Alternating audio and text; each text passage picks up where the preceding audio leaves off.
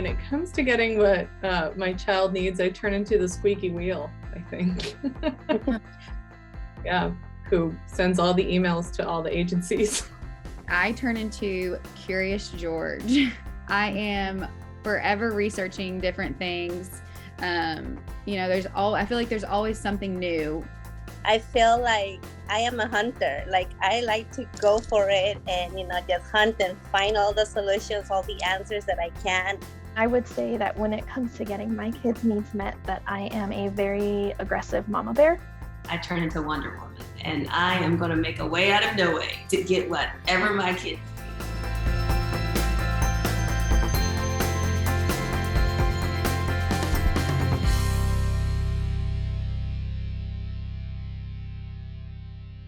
Thank you, everybody, for joining us. This session is called Shifting Parents to the Center, focusing on parent involvement in the therapeutic process, where we're going to be looking at responses from the pandemic, how your child did, needs in the future, and also looking at the role of cultural competency. It's something that we've been tasked to think about as speech pathologists, and we want to dive into that as well, like our understanding of culture and the role that it played working with your child. Our first thing that we wanted to do was to get a chance to know each of you all who are parents throughout the country. Hi, everyone. I'm a speech language pathologist and a mom of 2 kids, one of which was in early intervention via teletherapy during last year's pandemic cycle. And I teach at Temple University, where my specialty is in bilingual families, bilingual adults and children with speech and language disorders. My name is Tracy Hawkins. I live in Durham, North Carolina, and I am a mother to 2 boys with autism. They are 5 and 7, and they constantly keep us on our toes. I also am founder and CEO of Thriving on the Spectrum, which is a company that focuses on creating digital and interactive resources for our kids with neurodiversity. Hi, my name is Natalie. I have a little boy who's 3 years old. His name is Matthew. We are from Los Angeles, California, and I work in a nonprofit for kids with behavioral issues. I am the mental health billing supervisor. And Matthew, he's just a little 3-year-old. He's on the spectrum. He was diagnosed at 20 months, but he's just a ball of fun. Like everything is so much fun with him. Well, my name is Tasha. I live in Arizona, and I actually am the mom to 6 kids. 4 are my biological children, and my youngest daughter is diagnosed with cerebral palsy and epilepsy. So she is 19 months now. So we've been through the whole intervention process with her. Hi, I'm Katie. I'm from Kentucky, Louisville to be exact. I have a son, Carson. He's actually going to be 2. He has a diagnosis of chromosome 9p, a duplication, which in the beginning we did not know until he was born, which led to multiple delays. And so we have intervention for PT, speech, OT, and nutrition. If you could give us 3 words that describes your child's experience receiving or not receiving therapy throughout the time of the pandemic specifically, what 3 words would you use that could describe the experience? I have 2 for sure: difficult and interesting. The third one could be chaos. When you're doing telehealth, the parent also has to be there for that. So it can be difficult to get the child, especially if they're not mobile. In my situation, I have to hold my son because he can't sit up. So then he's trying to reach for the camera, which is, it's just difficult to focus. I will say on my end, I have 2: multitasking and scary. Hard work and informative. Oh, yes, absolutely. I love those words. And Tasha? So I think I'll probably be the oddball, but I actually felt less stressed because we could do it at home. And I think a lot of it had to do with the fact that we have 6 kids who are all very, very busy. So just doing it at home when the other kids were not in our face and we could cast it on the TV and just have her running around the living room.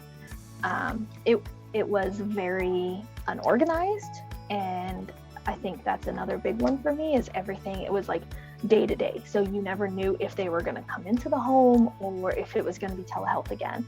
So that was really big for us. The words that I would choose were awkward because I'm also an SLP. But we had speech, OT, SI, speech special instruction. We had all the teletherapy, and sometimes it was frustrating, and sometimes it was really supportive. Well, I love hearing just the perspective. I feel like it's a range of words that we've had, and then it makes me think about, okay, well, is it location or experience? Is it, other children that you have? It's just so many pieces, moving puzzles. Now, on the contrary, give me one word that you would like a therapist to extend when working with you and your child coming back to in-person, or even if you stay with telehealth. What would be one word that you would like extended to you and your child? Grace. Patience.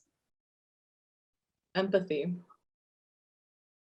In my area, it's very difficult to get anywhere. And even when I went to my pediatrician, I had to request a specific pediatrician just to get the help that I knew. Being in the field that I'm in, I knew what signs were my daughter was hitting. It was kind of like a one size fits all, but we know with autism, there's not a one size fits all approach. So it was a lot of having to really connect with other people within the field, whether it's providers, self-advocates, or other families, to understand, okay, what is it that I need to ask for? What is it? He's getting this, but I mean, I don't know if it's working. What should it look like? What should we be evaluating this on? And I felt like the more I was able to connect with people within the field, then I was able to better advocate for my kids. It was hard to get information. I just felt like even as a person who knew a lot, it felt so opaque and so hard to understand. Well, what are the steps? What are the process? Walk me through it. What do I need to get together, and who do I need to see, and what number do I call? And it just felt, if you waited till somebody gave you information, you'd never get it. I feel like we did all kind of talk about our experience in telehealth. If there's anything that worked well for you, is there anything that would have helped more, in your opinion? If you could just share that. And I also just wanted to tag on to that, I guess, what worked well, or what you would like to see carry over perhaps into the future. I will say that one of the best things that worked out during telehealth is that my kids were all involved in our therapy sessions. So I have 4 kids at home that I have full time, and they're 13, 12, and 11 years old. So to include them in on those sessions, and it wasn't just me doing the work that the PT and OT was saying, it was everybody in the house learned at the same time. So no matter where my daughter was, everybody was working on those goals with her. So it wasn't just me carrying that load. I would say one of the things that helped was being able to really be honest and transparent. When I think it came to maybe the second or third session, where I think we got 10 minutes into it, Adam wasn't sitting down, and I said, this is going to be our last session. And let me tell you how we're going to move forward with these sessions. And I think being able to do that, I think helped for the time that we were in lockdown, right, or shutdown. Because I was able to say, okay, he's not gonna sit at the computer screen, but I am learning a lot. But let's do, instead of 50-minute sessions, let's just honestly do 20-minute check-in sessions where I'm telling you these are the 3 things that we're working on, and you give me feedback on how we can further facilitate that within the home setting. So I think once we transition from Adam being the patient sitting in front of the laptop and letting it be me and kind of that training, I think it was a lot more comfortable for all of us and helpful. So I think just being able to kind of understand our needs and put it out there and say, this is not working and let's adjust. I think, if it's, it might not be possible, but like a lesson plan per se. Okay, well here, this is what we're going to work on Monday, prior to that meeting, just so you can teach yourself before this session happens. Because I felt like whenever I got to telehealth and she was doing these things with me and then trying to relay it to my son after the session, I kind of, I blanked, I forgot, just the mom brain just kind of set in, and I was like, I don't know what we just did. I don't have it written down anywhere. Just like, I'm a visual learner also. So to see and like step-by-step instructions of what to do for the next time would be helpful, like homework also for the kid. I love that idea of the lesson plan. And I feel like what's so interesting, to hear what you're saying, Tracy, not a lot of people feel empowered to be able to say, you know what, I think this might work better like this for my home. But you did it, and you saw obviously success, and did not experience the words that Katie's saying, which was like chaos. And, but it seems like, Katie, you want to be able to engage in the therapeutic process, but if you knew ahead of time, right, you would be more willing to do what the therapist, because that's what we have to do, is do what the therapist does when you're on for a session. Right. I just felt like I was being a mom and a therapist and at the same time, which was difficult for me. Without the plan. And she's for telling the me, medical background. We're going to do it this way. So this is the way you need to do it. And it was just like okay, she's done it, then me, then him. It wasn't just like that direct relation. And that's where I was like, okay, I'm the middleman. I don't know if I'm doing it right.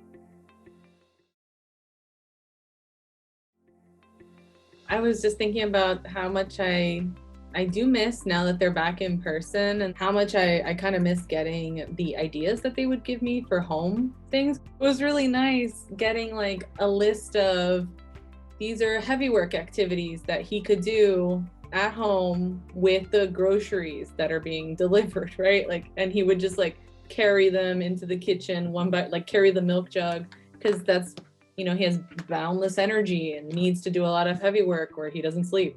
So those kinds of ideas that I used to get weekly they were lifesavers. Coming back from the pandemic, where are you in the therapeutic process? Are you in the center or not? I think I have to fight a little more to get info on what's going on now. I'm all the way in. It's great, actually. And we get to be in the room with them. We get to do everything with them. Like if we want to jump in and help feed or help do the sounds and speech or, we can do anything really. I'm in the center. And even when I can't be, I try to be as much as possible. My son now has all of his services are all in person. ABA and OT, I'm there for every session, so I get to learn with him. And I lucked out because his team that he works with them are so amazing, and they're just always like on contact with me too, or maybe just a relationship that we established during the pandemic, because it's all the same team, but they're able to talk to me and I'm able to ask questions, and and they explain to me their all the interventions that they do and everything. I don't feel like I've been pushed out all the way yet, but with the in-person PT, it's very difficult because she kind of does her own thing and she doesn't turn to me and say, this is what we're doing and this is why. So she just kind of does it for that hour and then we're done. What is the role of culture in your life, and how important is it for a therapist who's now in your home, especially in the pandemic? How important is it for them to be of your same culture, or even acknowledging your culture? Anything? I would say it's important for providers to understand that autism, just how it doesn't manifest itself in one way within the kid, it also doesn't have one kind of family dimension, right? Because I think for so long we just continue to perpetuate this stereotype of what autism is, along with the family, right? You see your white, suburban, middle-class family, and it's not like autism goes to, yep, just those families, right? So I think my husband and I, we've always been very making sure even the pet cards, right, for their visual schedule, when we were doing the tangible visual schedules, we wanted the images to be children of color, right? We wanted the images to be diverse. Even if they were just stick images, I wanted a brown stick image for my kids. You really have to kind of push providers to make sure that they're incorporating that within the sessions. For my family, we speak Spanish at home. I speak Spanish, and then my partner, she speaks English to our kids. So we were doing one parent, one language, and it was really hard to insist on looking for a therapist who could speak Spanish, because I was wanting to do sessions with him in Spanish. And I mean, I mostly couldn't find them. And so I would be sort of translating as we were. And so we were trying to, and he was receptively better in Spanish to start with. And so it was hard to deal with people being a little frustrated at that. I want to just say thank you to all of you for taking the time to do this. This was really enlightening. And kind of thinking about wrapping this up for ASHA, I was wondering if you could just, in like 1 to 2 sentences, tell me one thing you would want clinicians and clinicians in training to know about working with parents and families. You're not just treating the child, it's the family. And I think you have to have that perspective when you introduce yourself to the family, when you're working with the child, like you want the entire family. Be patient and just to, to continue to give their families everything that they can give, because it's important. Treating the family is very important as well.